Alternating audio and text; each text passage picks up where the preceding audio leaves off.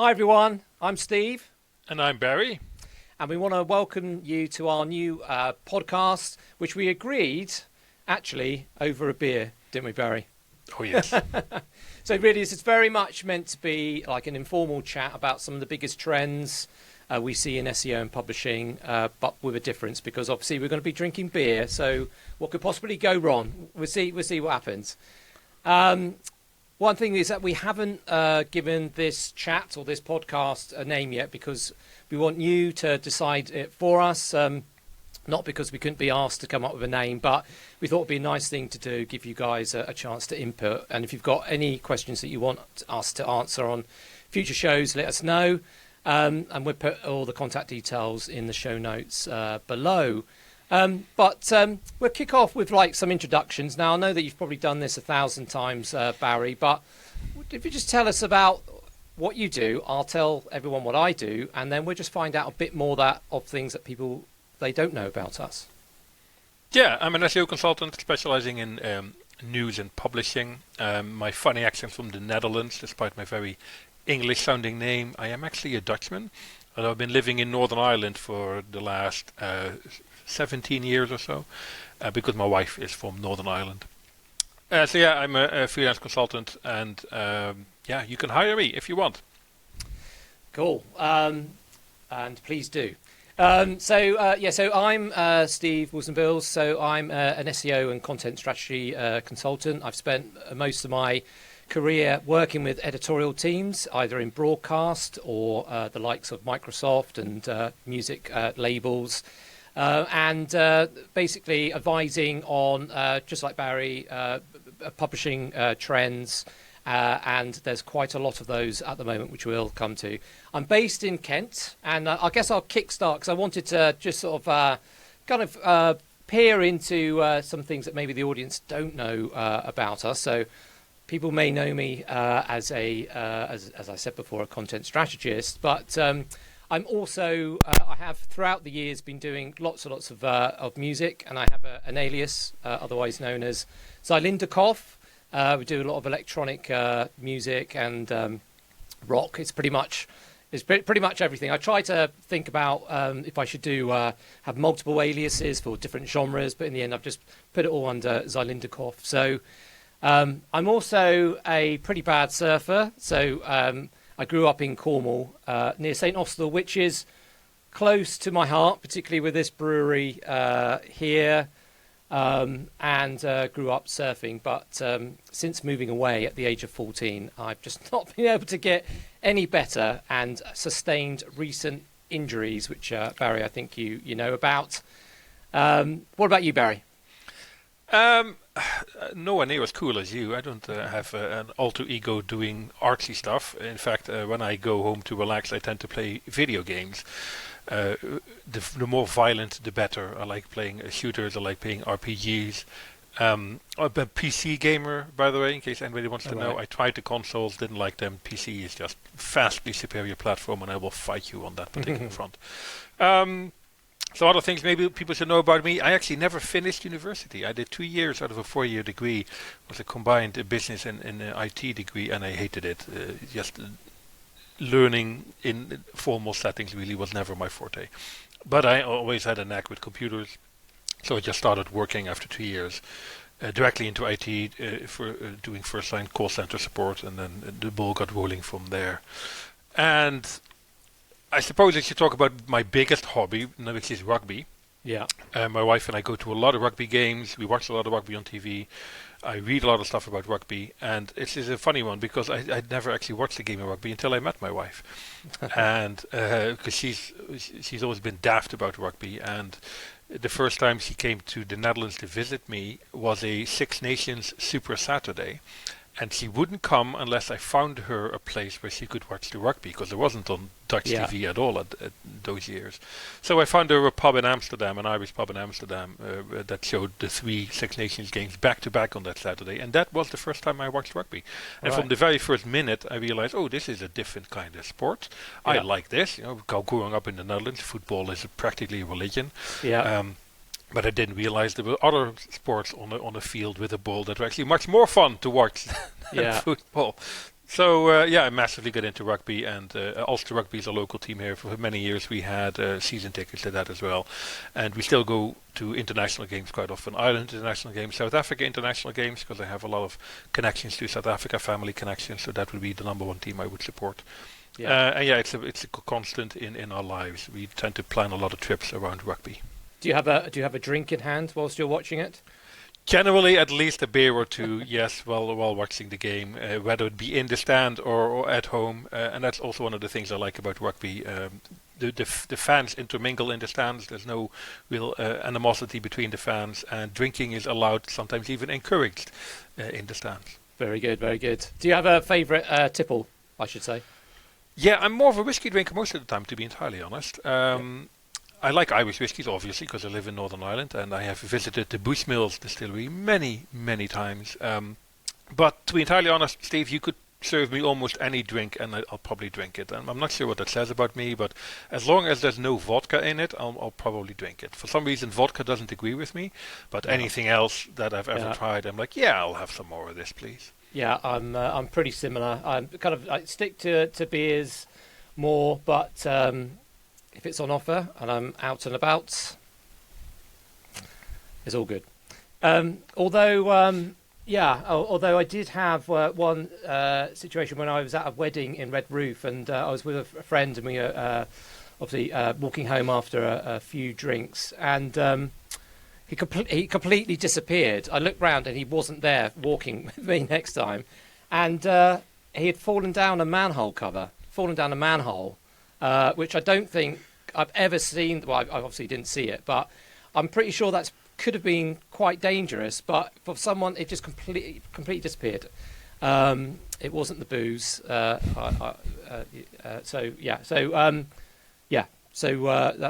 that's one of my stories from Redruth. But maybe in future episodes we'll talk about other stuff. But what I was curious about, Barry, is how you got into SEO in the first place. I don't know if you've discussed that before, but I haven't heard of that. Yeah, I've occasionally been asked about it. It's been a bit of a long story, because I back in those 2 years at uni that I did there was my introduction to the internet. We're talking late 1990s here. And I decided to try and build my own website, and I realized that building it and publishing it on the web doesn't mean anybody's going to visit it. You need to be findable, discoverable. So I sort of dabbled a bit in SEO before we even knew what it was called, just trying to do the basics to get listed in like the Yahoo directory and on DMOS and Alta Vista. This is pre-Google days. And then, of course, when Google arrived, I did link exchanges and keyword stuffing and all of that sort of stuff. But I wasn't doing that in a professional capacity, because in the first few years, probably the first decade of my career, I was a pure IT guy, managing server farms, doing first and second line support, that sort of stuff. And but at some stage I thought, this web thing is quite interesting, and I was working through an outsourcing company at the time that put me in jobs at Philips here in Eindhoven, the electronics company in Eindhoven, where I grew up in the Netherlands. And I was basically put in charge of server farms that managed their corporate intranet. And because I knew HTML, they also asked me, can you also update the actual intranet itself? Because I knew how to code HTML pages. Yeah. I was a little bit familiar with front page, which is what we used back then to build and update those pages. So I did that. Off of the experience I gained there, later when I went to do different jobs, I got a job as an international webmaster at an industrial company. And that's still the coolest job title I've ever had, international webmaster. This is back in those days when you basically had one person in charge of all aspects of the website. And SEO was part of my remit there, and I thought, because I'd done it for myself for so many years, that I knew all about it, and it was, this is simple, this is easy, you just stuff a few keywords in and off you go. But my company had other ideas. I'm very grateful for that. They sent me to a conference in New York, Search Engine Strategies. This is in 2007. And I walked in there like I knew everything about SEO, and I think within about 30 minutes I realized, oh wait, I know nothing. I am Jon Snow. This is like an entire new world that opened for me. And that really, those 3 days at that conference in New York for me was the moment that basically decided the rest of my career. Like, okay, this is awesome. This has so much more depth and intricacy, and I want to learn this. I want to become the best SEO that I could possibly be. Yeah. I mean, for me, I had a similar light bulb moment. I was working at an agency, Sapient Nitro, which has changed. It's been as part of a big organisation now. But I came in there really from an editorial point of view to advise on content for a private healthcare company, and they had one SEO in the building, and they said they would do some analysis and give me some insights. And I sat next to them, and they got out Screaming Frog, which I hadn't seen before, and they crawled the website, bunged the data into a pivot table, and told me specifically the kind of content that would perform well, or the kind of content that they weren't doing. And for somebody who would have taken their competitive analysis by just going to different websites and noting down what I thought from an editorial point of view, this seemed to be like really amazing insight. So that was that did it for me. So I've always been curious since then, and I'm sure you'll agree. I think SEO is very sort of it attracts people that like problems to solve. It's partly dealing with an algorithm where you're trying to figure out how it works and its next move. It seems to attract a certain type of person. So yeah, I've been although after that role I then managed large teams in the broadcast area. That was always a main interest, which I then folded in when Facebook pivoted away really from news publishers in 2017, and there became that renewed focus on SEO and newsrooms again. So yeah, I've been hooked ever since. So, it's addictive, isn't it? It is. SEO malarkey of us. It's for me, it's this perfect combination of doing something which requires to understand how things work and try to take things apart, as it were, like reverse engineering the algorithms, which the computer nerd in me really enjoys, while still doing something that has a human front end. People will engage with that. They find your website, they click through to your web pages, and they read that content. So when I was working in IT, I always felt I was just doing IT for the sake of IT. I never felt that I was having a broader impact on the world in any meaningful way. And with SEO, I find that for me, that's that balance between the IT, the computer stuff, which have always come naturally to me, while still feeling like I'm making a bit of an impact.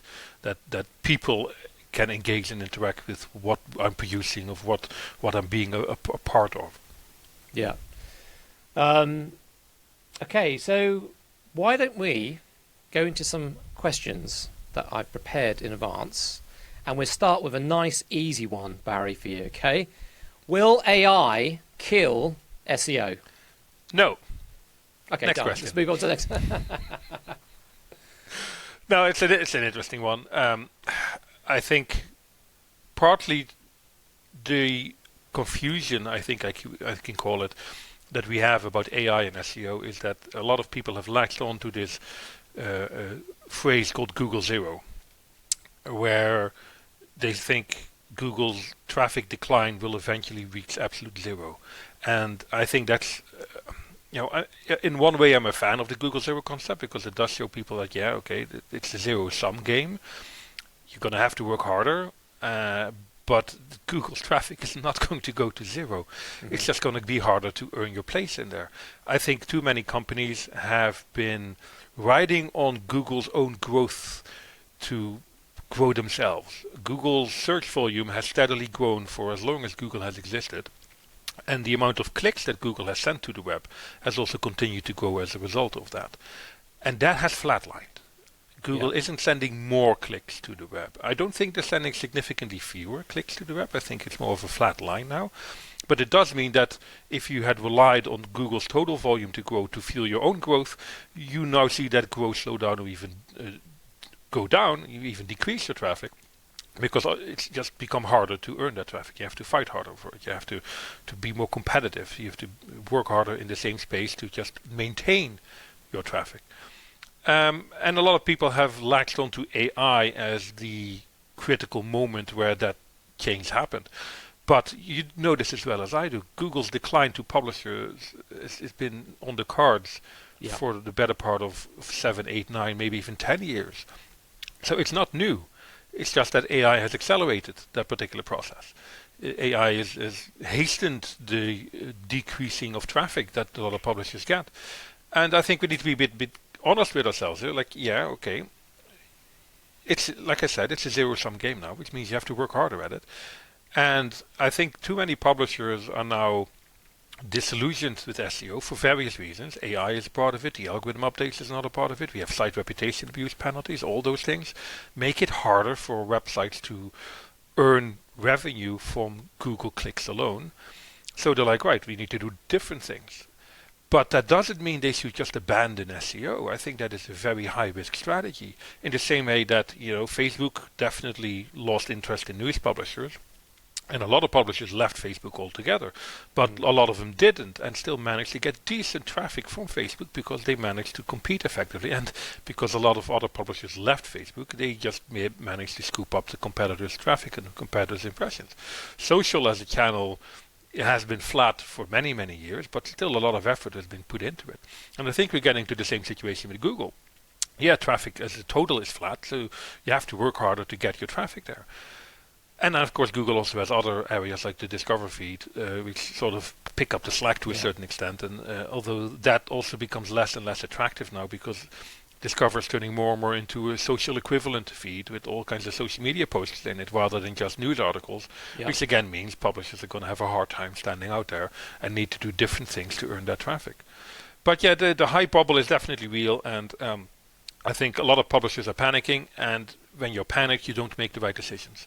I think a lot of publishers just need to actually look at their data, take stock of where they are, and make smart long-term decisions about where they to spend their efforts, while at the same time allowing themselves the breathing room to short-term pivots into slightly different strategies. I think you need to be a bit nimble and able to adapt quicker. And this is the irony of news, as you know as well. In such a fast-moving industry, the organizations themselves are very slow-moving.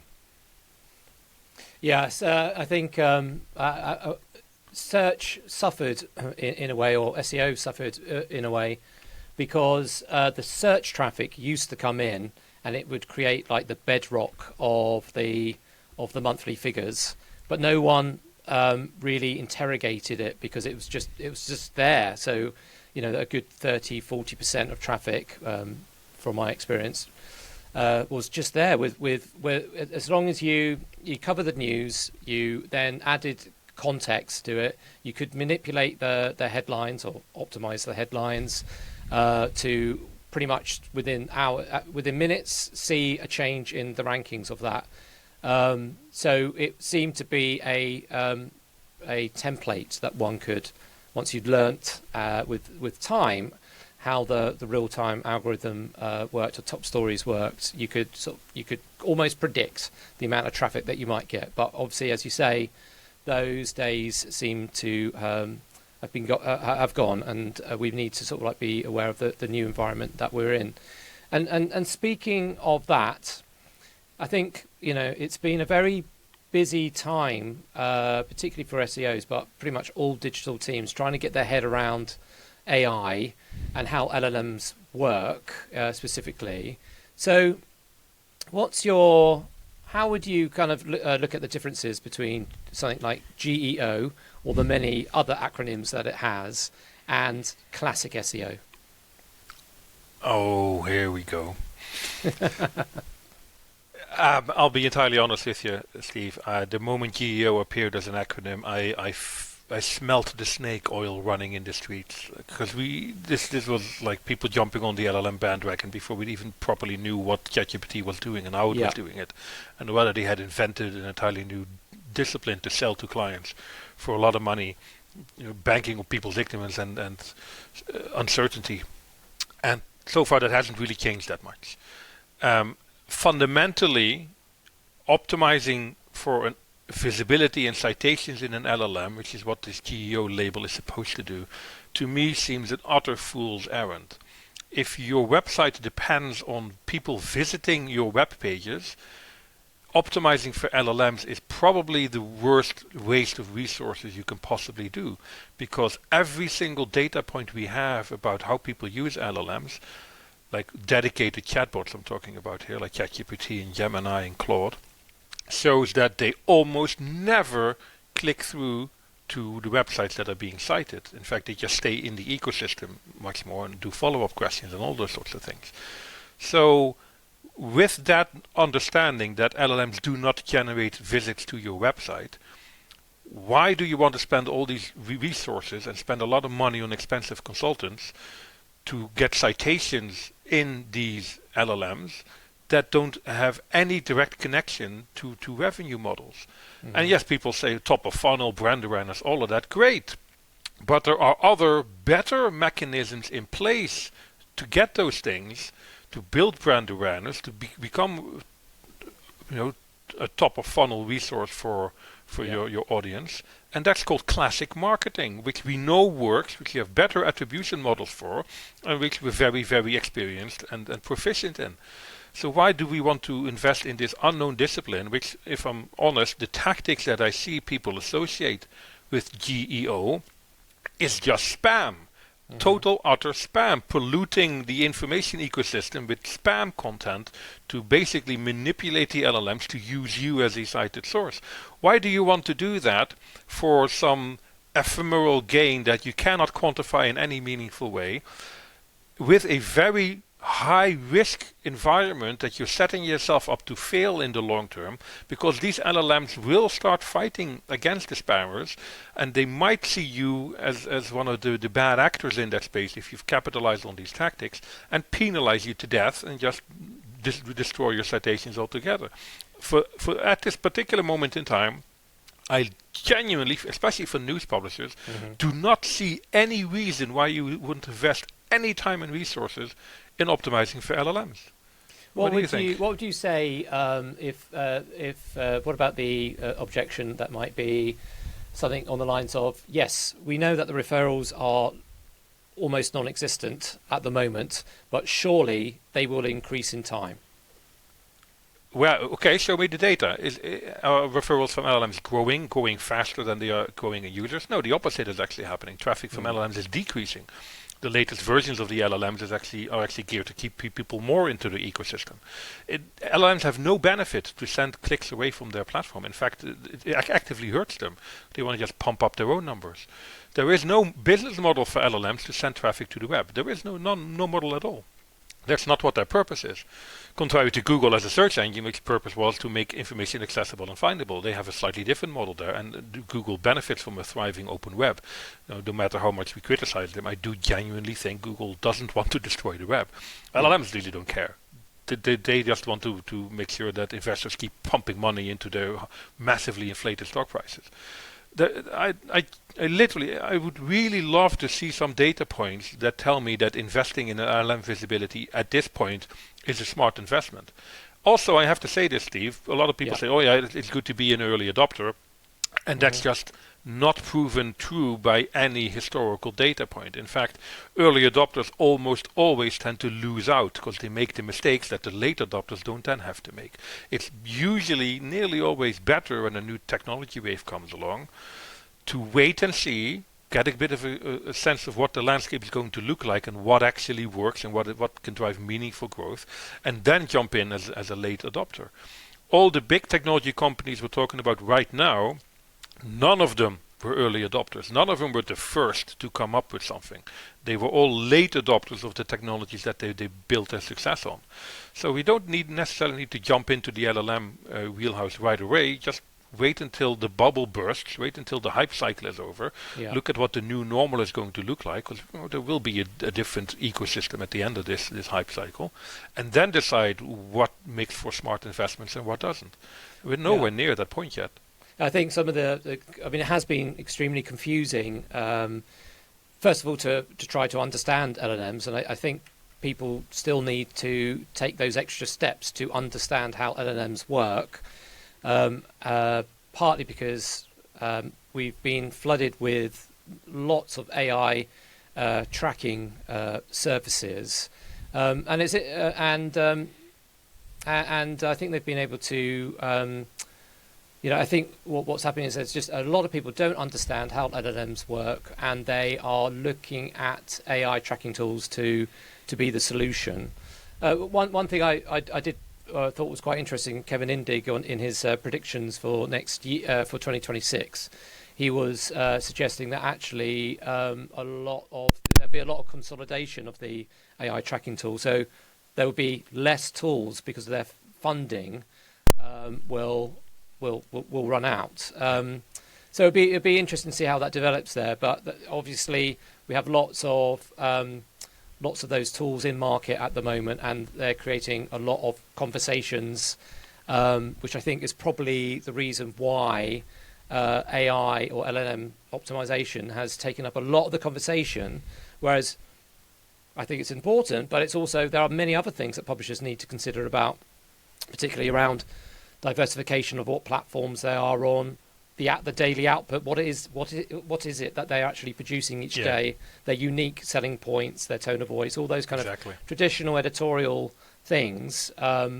So yeah, I think we have a little bit of a shiny new tool syndrome at the moment. Absolutely. I should also say that LLM tracking, prompt tracking, which is what these tools proclaim to do, is again a bit stupid, because the LLMs are probabilistic word predictors. You do the same prompt 5 times in a row, you'll get 5 different sets of citations.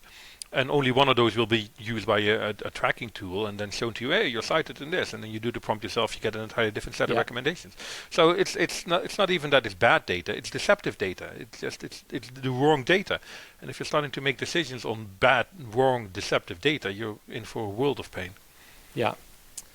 Let's park that for now, because we could go on for lots on that. I think it's going to be an interesting next quarter, as I said, as some of the tracking tools consolidate in that area. Moving on to like audience growth tactics that we've seen from various publishers or yourself. So I thought it might be interesting to look at experiments or case studies that you've worked on that have either been successful or bombed.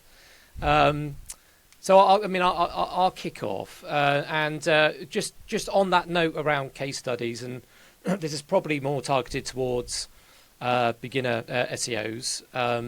It's really the value of having a case study. So what I found is that when you're an SEO and you're entering working for a new agency or in-house, meeting new teams, you come in, how are you going to prove your credibility in the area? And I've always found that starting small with a case study, it could be as small as a section of a web or a particular content strand. No matter what it is, it's to choose something that you can action directly or in close conjunction with a developer that you've got on side, and then to report that back to the business. It's to show that you've applied a theory and it's worked, and you have the evidence and the data, rather than it being your opinion. You've got the data to show it. So that's a small thing on the value of case studies. I'm sure you might agree there, Barry. Absolutely. I think especially if you're new in an organization as an employee or even as a new consultant, if you can make some few quick wins that don't require a lot of investment on the side of the website, or some, like you said, stuff you can even do yourself, you're sort of proving your mettle straight away. You're sort of showing the rest of the organization that, oh yeah, okay, if we listen to this person, there's be some good things that come at the end of it. It allows you to build up with credibility. And because, if there's some low-hanging fruit you can tackle this way quite easily, you're going to build a bit of internal momentum and build credibility, so people listen to what you have to say, so that later down the line when you want to do the bigger things that you need to get done, you have some credit in the bank. And it's easier to draw those things across the line. If you start straight away by trying to tackle the big things, you're probably going to hit into wall after wall, because you just don't have the credibility in the organization yet, and you run into all kinds of internal political barriers that prevent you from getting stuff done. Or tickets, right? What you're trying to do is multiple tickets that get stuck in the production schedule and might end up with it only getting half of it delivered, which maybe not even have any influence on what it is that you're trying to do. Absolutely, yeah. One other thing that I've noticed, and it's curious, with the volumes of traffic that are generated by Google Discover for publishers, particularly at the moment, one thing I've noticed in the past when working with news teams is that the traffic that you get from Google Discover can become extremely addictive to newsrooms, and I've noticed that when the newsroom is more interested in Google Discover traffic, the other side of the organic visibility or top stories optimization, that kind of like falls from the wayside. So I've definitely seen, as we all know, Google Discover traffic is highly unreliable. So they get hooked on the spikes, and then eventually that traffic falls away. But they're also in the negative because they have it on the organic front with the top stories because their attention has been diverted elsewhere. I'm not sure if you've seen that. Absolutely. It's like I said, it's very addictive and it encourages bad habits. Discover lends itself well, unfortunately, to fairly clickbaity headlines and low quality journalism. And once you get a publisher on board with that, then they're just going to chase after the clicks and do whatever they feel they need to. And that's not proper journalism. That's the exact opposite of what Google wants to show in top stories.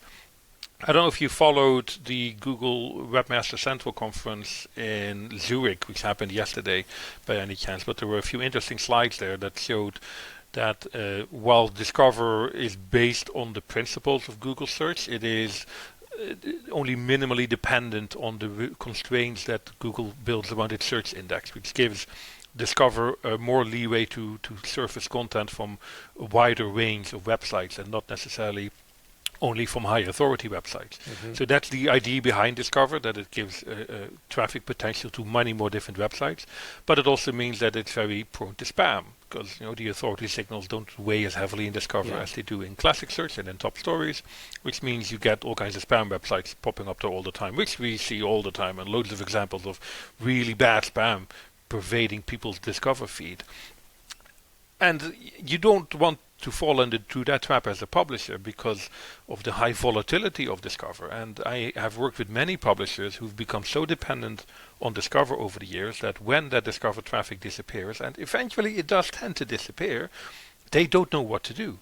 They just utterly panicked. And like you said, they've lost the ability to optimize for top stories. There's no backup strategy there. And they sort of have to reinvent their SEO wheel. And I always tell my clients to see Discover as bonus traffic.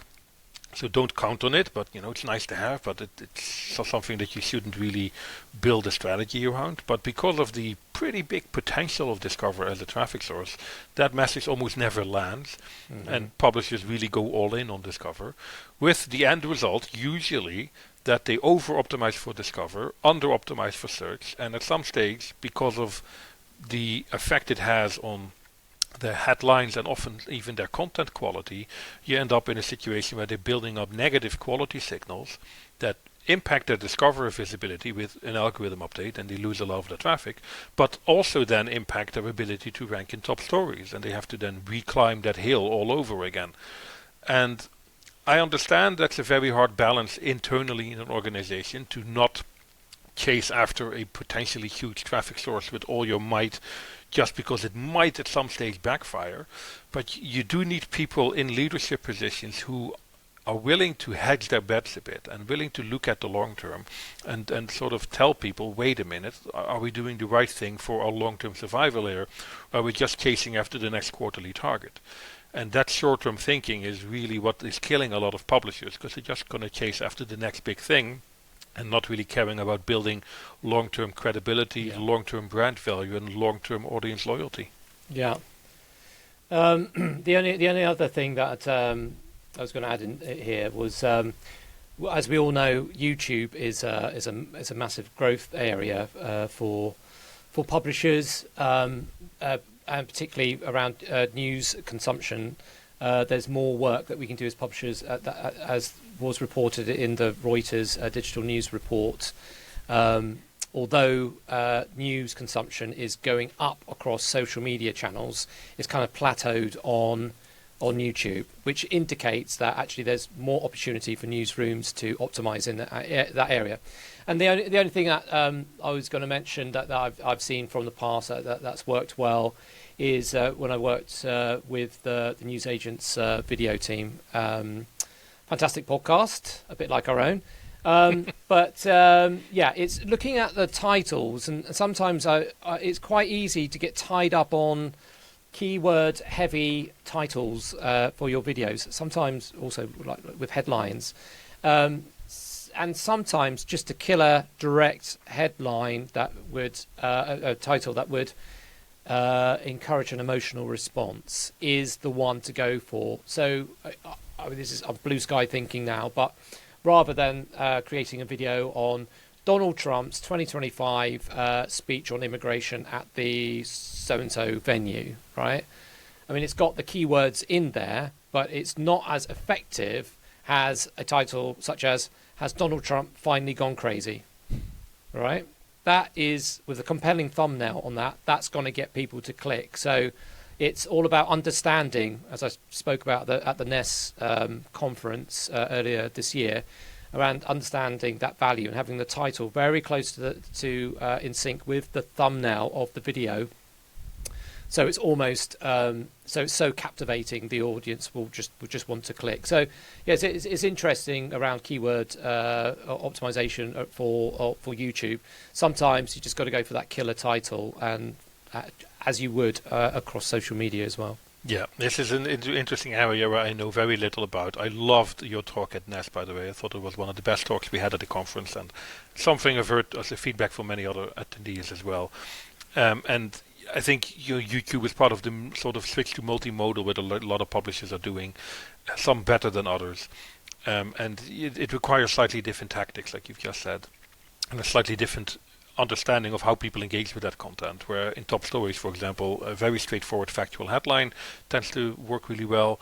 In YouTube, which is almost a social platform in its own right, you need a slightly different approach, where, like you said, a good thumbnail with a very strong, captivating, emotive headline is probably a better way to go.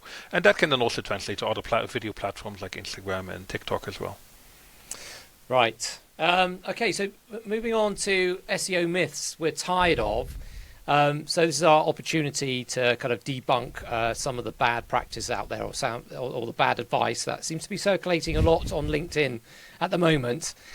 So I picked kind of like some of these at random, but Reddit is the answer to all your woes. Do you think that we should be pivoting everything over to Reddit? There's a lot of conversation about it at the moment. No. Reddit is always an interesting one, because it's one of those user-generated content platforms where pretty much all content comes from users themselves, and therefore has a bit more inherent trust than corporate content, which I understand. But at the same time, people are wrong a lot of the time, and will put absolute nonsense on Reddit in comment threads. And I think search engines and LLMs also realize this, and probably build a bit of a curation mechanism in there as well. Because Reddit, if you have ever visited Reddit or any activity on there, and I'm quite an avid Reddit user, you realize it's an absolute cesspool of horrendous opinions, blatant misinformation, and outright lies, amidst the gems that do exist there. So you got to tread very carefully.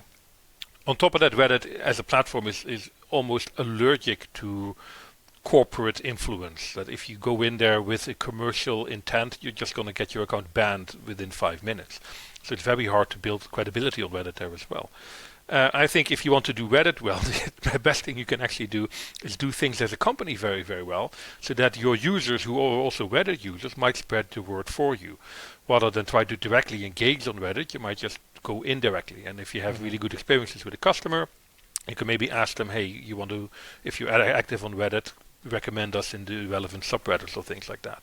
And often, active subreddits like the ones that I'm part of, which are primarily focused on rugby and video games, like I said, you tend to see a lot of the same websites being quoted and cited there, because they do things really well, and they write content really, really well. And on the other hand, websites that write nonsense content or clickbait content tend to be derided on Reddit and cast in a very negative light. So, I think Reddit is powerful also because it's used as a source in LLMs to a very high extent, but you need to have a clear vision on how you want to engage with that in a way that doesn't come across as trying to, astroturf the public perception there, because that has a real big chance of spectacularly backfiring on you. Yeah, and I also worked in that area.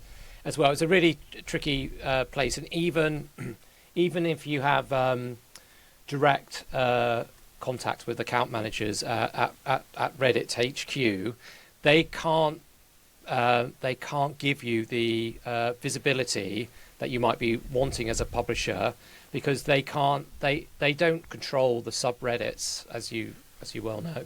So it's a lot of taking a step back, as you say, and working out how you're going to approach this. What is the value you're going to offer the Reddit community? Because what they're not going to want is for you to jump into a conversation and just copy and paste a URL for your news article. That's quite likely a good way of actually getting banned from a subreddit in time.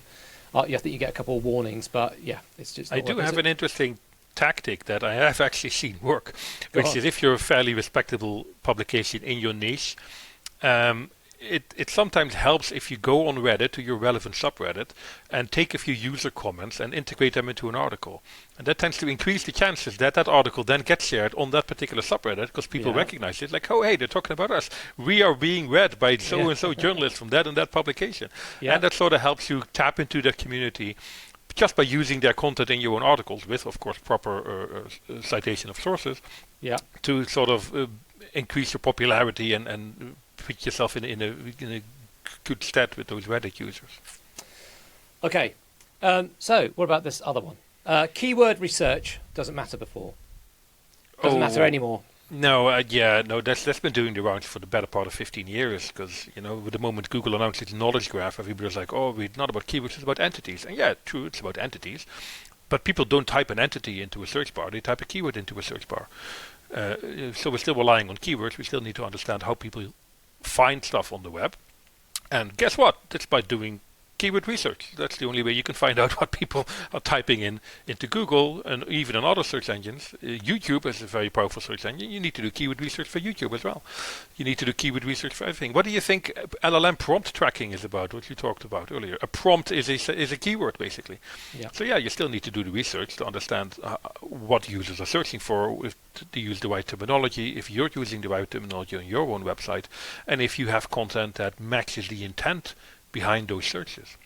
And yeah, we can all talk about entity optimization as much as we want, and it's a very important part of doing SEO properly and also to GEO properly. But it's still focused around words that people type into a system, and we need to understand what those words are and what the meaning behind those words are for people who use them, so that we make sure we match our answers, our content, to the questions that those people are asking. Perfect. I do want to move on to predictions for next year, but I thought we'll talk about publishers that we're most proud of at the moment, because there's some, everyone's delivering some fantastic work at the moment. There's still a lot to be done in the audience growth area. But I'll talk about three, and Barry, I don't know if you have any other examples yourself, but I thought Zetland in Denmark are doing particularly great work around rethinking their KPIs. So there's a really good case study there where they have prioritized subscribers over other KPIs. So it's a really good, and if you go and read their sister publications, it's a really interesting case study in how to re-engage with their audiences. So one way would be to kind of look at how newsrooms are normally quite polished for their audiences. So they have a real emphasis on authentic photography. So a lot of the photography is taken from mobile phones, or at least it's shot in a way so it looks like something like a mobile phone, basically. And that it's that approach and their constant connecting with their audience to work out what is the next article that they should publish, or the podcast output. So that's really, really interesting. The other two publishers, I think Condé Nast are doing some really good work with just around EEAT, with looking at how to profile their journalists. So looking at a typical article, for instance, in Vogue, you'll see quite a lot of detail there, particularly if it's a review. There's a lot of explaining how the reviews are conducted, who are the editorial team, what is the editorial mission of that particular brand. And these are all signals, obviously, that Google wants to see, but also audiences want to see as they try to work out what are trusted news brands. And the other one I'll quickly mention is the Times. There are many other news organisations doing well, but I thought the Times are doing well because they have a very good. They've conducted a lot of audience research work. They have a specific audience profile. And they are creating content for that. So the publishers that seem to be doing well is that they've looked at the Google decrease in traffic, and they've gone, right, we need to start with the audience. Who is the audience? What is it that they want? And how can we align our brand with that? And not only deliver the content that they want, but also reinforce the fact that we are a trusted publisher. Yep. Yeah, in exactly the same light, there's two that I want to highlight. One of them is a client. It's Media House Ireland, who last week launched an entirely new brand, Crime World, which they basically took the existing Sunday World news website, which was sort of languishing a little bit, and realized that a lot of the content that was very popular in Sunday World was related to crime news. So both small crime stories as well as bigger stories and investigative journalism around organized crime in Ireland. And they decided to take a bit of a gamble, take a bit of a risk, and launch a new brand called Crime World, crimeworld.com, specifically focusing on crime stories in Ireland and the UK and the wider world. Which I thought was very bold, very brave, but I also think it's the right move to do. And they went with a freemium model at the same time, where some of the content is free, but most of it is behind the paywall, because they do feel they have something unique that they can offer to the Irish audiences that they want and that readers want and are willing to pay for. Combined with a really good website, very strong branding as well. And we're in the middle of that migration right now, and I feel really positive about that move. I think it shows a level of courage from the publisher and the level of understanding of what their audience want from them that not many publishers have. So I'm really, really excited about that project. Mm-hmm. And another one is The Athletic. I think The Athletic are doing really interesting things. I saw a piece of content that they published not too long ago about the FIFA World Cup draw, where we're drawing the pools of the football teams. And they had this really great interactive page built around that, with predicting the games, predicting the outcomes, predicting the road to the final, basically, based on those pool matches, which I think did really, really well, got a lot of traffic for them. And again, that's one of those things, if you're quick as a publisher to latch onto things like that, if you have the skills in-house to build something like that and roll it out quickly and update it quickly, it reinforces, especially to The Athletic, which is a hard paywalled website, that people made the right choice to subscribe to them and made the right choice to give you the money, because you immediately come with that very valuable, useful content for people who are interested in that. That really enforces that you understand what they want, and that you can deliver that extra level of value beyond just listing the names of the countries in the pools. Yeah, it's really, really interesting, The Athletic. I'm a recent football fan because as a kid I always played with two left feet, and my dad and brother were so passionately into football. I was like, this is not for me. I prefer music. But my kids are hardcore Man United and Spurs fans. So I've come into football at a later stage in life, and what I like about The Athletic is that they catered for people who want to know more about Man United, the teams that they're, the challenges of the Premier League, and that's quite a good. I tend to do that anyway. If I'm new to a subject area, I'm very interested in seeing how a website or an editorial output caters for that, because you can really work out the value. Are they adding value? Are they making it really? Are they? I'm just saying it's a good way of working out the editorial output of that, because and the Athletic did it in such a quick way. They seem to be highly organised in looking at the different audience segments and coming out of those explainers. Their newsletters are very, very good as well. They have the quality of writing just draws you in. When you start reading an article, start reading a newsletter, you don't stop until the end, because it just draws you in. Because they get the tone of voice right. They get the level of detail right as well. That they don't write content for beginner audiences. They write content for hardcore fans. And if you're a hardcore fan and you start reading that stuff, you're like, yeah, this is it. This is what I want to know. Tell me more. They're really, really good at stuff like that. Okay, good. So I should read it. I should read some more of the Athletic tonight. So look, things to look out for 2026. Now, we've already talked about platform diversification. I think it's a no-brainer that we're going to see publishers invest more in things like Reddit. Maybe not as much as they think they do. They need to. Reddit, YouTube, social channels, social media. I think newsletters also, that sort of stuff. None of them are individually, I think, are going to save a publisher, but you do need to have a diverse source of traffic, because if one of them starts to decrease or drops out, you have others to fall back on. I would also add to that diverse traffic sources alone aren't enough. You need a very healthy foundation of brand traffic, which is either people typing your brand name directly into Google or going directly to your website. And that, for me, is the absolute crux of the matter. If you have loyal brand audience, it doesn't really matter what the technology giants are up to, what the disruption in search and LLMs is going to be like, because you'll always have that baseline of trusted readers who come to your website.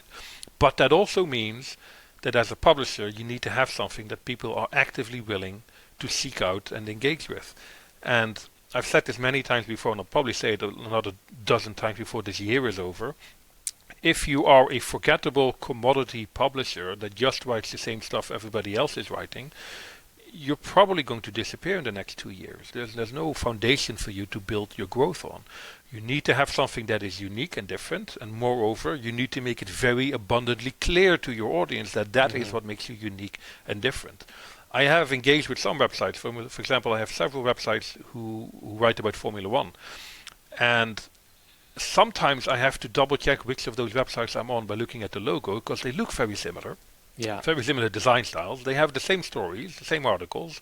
There's nothing really that sets them apart. And then I have those conversations with them and ask them, right, what makes you different? And then they talk about, we have special access behind the scenes. I'm like, great.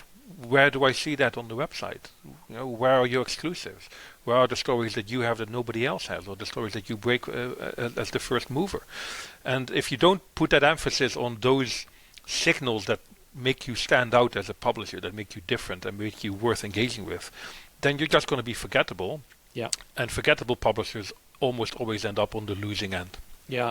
And to just talk about for an example which I ran in the past is, a lot of some publishers might be listening to this going, we know we need to do something different, but we are wedded to targets like page views, and they're baked into what we do, so that influences our output. So it may be we set up a content experiment many years ago called Pop Buzz at Global, where I was working. I remember that. Yes, and now the reason why it got signed off, because it was a different initiative from the standard news output that we're doing on brands like LBC or Capital or Heart. The reason it got signed off is because it was shaped in the form of a startup or a content experiment. It was agreed that it would have a limited time to prove itself, or in this case about 3 months, and it had a specific target to hit. And having the specific time periods and a target got it over the line for approval. So I think it's around how you put your business case for experimentation, but there's never been a better time to experiment, right? Yeah. Absolutely. It's a standard practice in any editorial team. If the targets are not being hit at the end of each month, or there seems to be a seismic shift in referral traffic, that is an excellent time to experiment, because it's a way content teams basically should be looking at experimenting with new formats, new approaches, new angles, and seeing what sticks. Absolutely, absolutely. You need to doing things. If you don't do things differently, you're going to get the same result. So if you want to change the course of your organization, you need to try different things and just experiment a little bit. Absolutely. Do you think next year, or do you think in general, that AI overviews are a bigger threat than Google core updates? Which do you think? What's your opinion on that? AI overviews definitely have an impact on traffic for publishers. If there's an AI overview at the top of a search result, the amount of clicks just significantly drops, and we know that, and it's unavoidable. But at the same time, they're here to stay. They're not going to disappear, and we just have to work around them. The beauty of AI overviews is that if there's a top stories box with relatively recent news, you almost never see an AI overview. And I think that's a deliberate decision that Google made to make sure that the latest, the most accurate news is being shown there, and the AI overview doesn't provide false information about the news event. Which means that as a news publisher, you still have plenty of scope to optimize for top stories without suffering the impact of AI overviews. It's just if your focus as a news publisher isn't purely on hard news, but you have a broader range of topics that you cover, some evergreen content, maybe entertainment, celebrity news, things like that, they're much more prone to being cannibalized by AI overviews. Having said that, and I've written about this before, more than a year and a half ago now actually, for a Press Gazette, when AI overviews were first announced and everybody was panicking, I said, actually, yeah, but they're not the biggest threat to your Google traffic. Google's algorithm updates generally have a much bigger impact than an AI overview has. We've seen publisher websites on the receiving end of core algorithm updates. They lose 20, 30, 40% of their traffic. And then the next update, they lose the same amount all over again. And that's because they're not sending the right quality signals to Google, or Google doesn't perceive them as being an authoritative enough website to deserve that slot at the top of a top stories box. So I think they're much riskier, they're much more of a threat. And as a publisher, you need to make sure you become immune to the algorithm updates, which is generally done, not all cases, but generally done by becoming a very trusted, high authority, respected news publisher on the topics that you regularly cover. Yeah. And not going down that journalism clickbait discover route we talked about earlier. Right. A big one. When do you think AI mode is going to become the default search view, or are we going to get something different? No, I posted this on LinkedIn actually a couple of days ago. I got a lot of comments on it. Some people disagreed with me on that. A lot of them agreed with me. I think AI mode as a default search experience is too risky for Google. It's very risky in terms of basically destroying the web that Google relies on. Google isn't ignorant to the fact that they rely on the free and open web to constantly supply them with new content, and that they play a very important part in the value exchange ecosystem. And AI mode would kill that, because AI mode doesn't send traffic to websites. Almost nobody clicks from an AI mode answer to a site source. Yeah. On top of that, the monetization isn't really there for AI mode yet, and I think because of the inherent probabilistic aspect of LLMs, the keyword targeting that we get in classic search just does not extend to AI mode in any meaningful way either. It would become a much fuzzier advertising ecosystem, much more uncertain, with a much higher chance of inappropriate ads being shown alongside AI mode answers. And that's just not something that's easily solvable, and it might not be solvable at all. And therefore, I think Google doesn't really want to go down that route, because it would actually actively turn off advertisers from spending on Google ads. And there's a whole risk on the regulatory side of things as well, where especially the EU will probably say, hey, hang on a minute, you've built this AI system entirely on the back of all the content you've scraped, but now you're basically also withholding the traffic that the content then should earn. And that would hasten the EU's antitrust actions against Google, which Google is already on the receiving end of. And lastly, users generally don't want AI mode as the default experience. AI mode's user adoption has been quite low. You have a lot of people who use AI mode once or twice and then go back to classic search and never again visit AI mode. And yes, it has its small core of hardcore users, like almost all Google products have. But I think the data that Google is now seeing in terms of user interaction, it shows that AI mode just isn't the right answer for it. And I think Google has a better tool up its sleeve to integrate AI properly into search results, which they're already doing in the Search Labs test called WebGuide. I don't know if you've seen WebGuide Yes. results, but Yeah. those sort of structured, compartmentalized search results with short summaries at the top of each individual block, still quoting blue links with the option to expand into more blue links per subsection. I think that's a very elegant search result and really nice integration of AI summaries plus very visible and clickable source links to the origin websites. I think WebGuide is much more likely to become the default search experience than AI mode. Right, you heard it first, or maybe not if it was on LinkedIn a couple of days ago.